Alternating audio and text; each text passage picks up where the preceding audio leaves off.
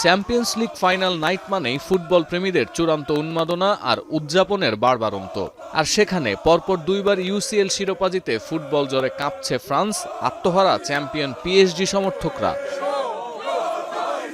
ট্রাইবেকারে আরেক ফাইনালিস্ট আর্সেনালকে হারানোর পর লাল নীল আলোয় সেজে ওঠে প্যারিসের বিখ্যাত আইফেল টাওয়ার। রাজপথে নেমে আসেন লাখ লাখ সমর্থক, রঙিন ফ্লেয়ার, আতশবাজি, দলের পতাকায় ছেয়ে যায় গোটা France.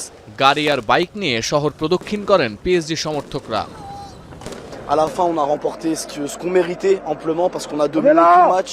C'est la deuxième, donc c'est super. Merci. Incredible! Paris is the best team in the world. Back to back! তবে এই বর্ণিল উদযাপন ছাপিয়ে গেছে নিয়ম কানুনের বালাই। শিরোপা জেতার পর উগ্র সমর্থক হিসেবে এর আগের বছরও বদনাম কুড়িয়েছিলেন পিএসজি সমর্থকরা, এবারও তার ব্যতিক্রম হয়নি। এদিন শহরের কেন্দ্রস্থলে উগ্র ফুটবল ভক্তদের ছত্রভঙ্গ করতে কাঁদানে গ্যাস নিক্ষেপ করে পুলিশ। একাধিক ভিডিওতে দেখা যায় দোকান ভাঙচুর ও গাড়িতে আগুন দিচ্ছে পিএসজি সমর্থকরা। এ সময় বেশ কয়েকজন পুলিশ কর্মকর্তাও আহত হন।